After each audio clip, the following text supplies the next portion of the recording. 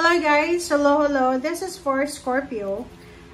Scorpio, alaminatan ko ng messages, vibration, gabay energy para sa inyong lahat. This is general reading, so I hope na makaresonate kayo. I hope na makuha nyo yung message, makuha nyo yung energy, makuha nyo lahat. Okay. Scorpio, this is timeless reading from December 1, 2025 hanggang December 1 then ng 2027. What's the good luck and good fortune? Liberation. Okay. The doubts and fears still come up. You don't believe anymore that they are you. So, yun. Liberation. You're free. Transformation. Grasshopper. So, sinasabi ng bara sa'yo dito, Scorpio, na freedom, kalayaan, happiness, peace, harmony. Ang posibleng mararamdaman mo simula ngayon. And doon sa mga Scorpio na nagwi-wish kayo ng overall freedom, etong card na to ay nagsasabi sa inyo na talagang eto yung papupuntahan mo. Okay? Kumbaga, yung tinatrabaho mo sa ngayon, yan ang magdadala sa'yo ng sobra-sobrang freedom. Alright, so let's check.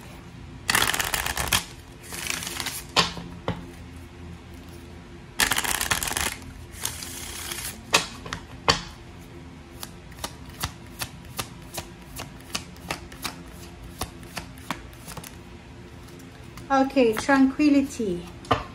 Wow, Scorpio, wag masyadong workaholic. Sinasabi ng bara sa'yo na make time to relax, be still, and enjoy your solitude. Okay? So, kailangan mo daw na ibigay sa sarili mo yung pagmamahal. So, same with parang other zodiac signs na sinasabi na kailangan na mag-relax, mag-refresh, mag-recharge, mag-reset.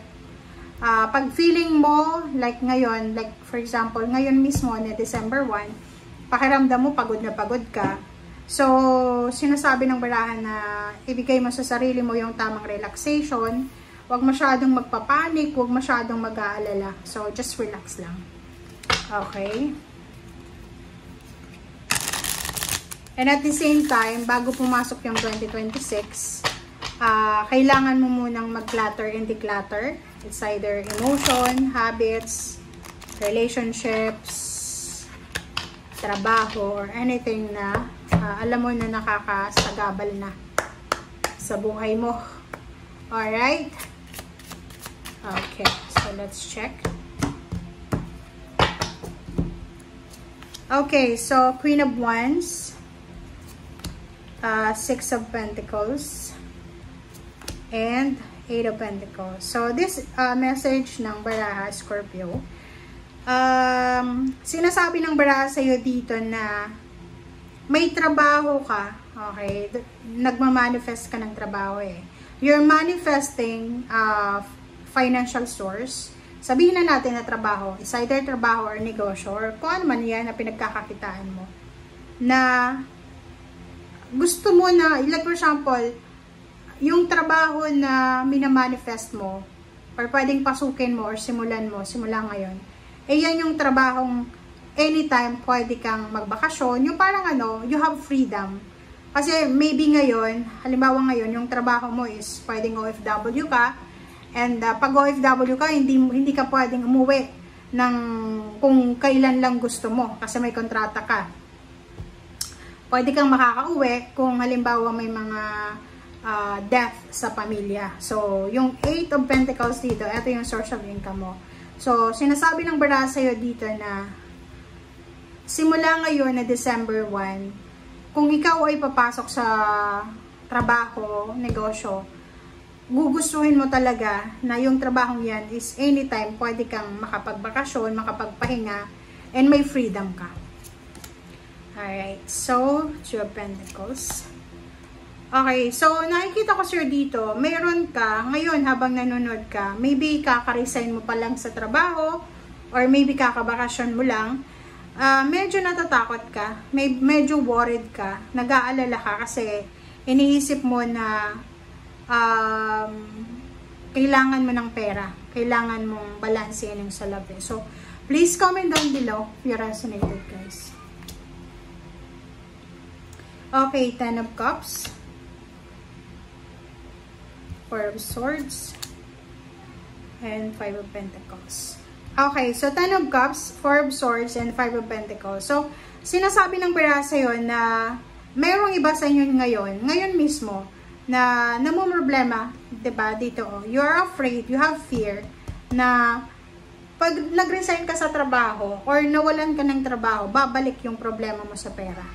Lalo na, kung marami kang mga hinuhulugan, like may hinuhulugan kang bahay, may mga bills ka, sasakyan, or anything, na kailangan mong hulugan siya every month. So, nakikita ko sa'yo dito, na kahit anong klase ng trabaho, as long as na legal, talagang papasukin mo siya.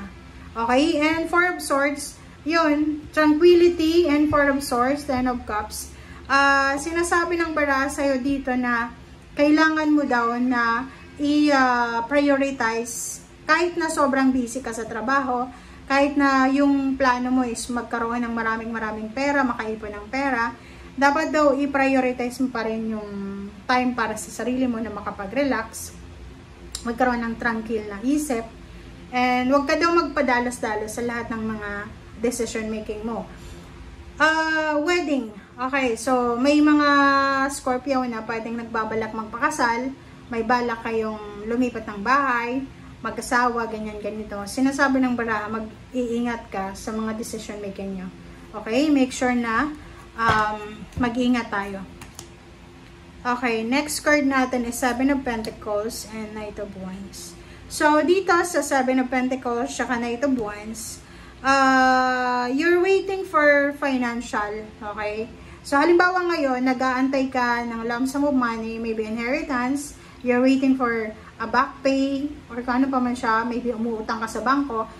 Sabi ng baraha sa'yo dito na huwag kang mag-alala kasi isang exciting na offer, job offer, isang exciting na development, confirmation, ang posibleng matanggap mo through chat, through call, or kung ano man na klase ng communication.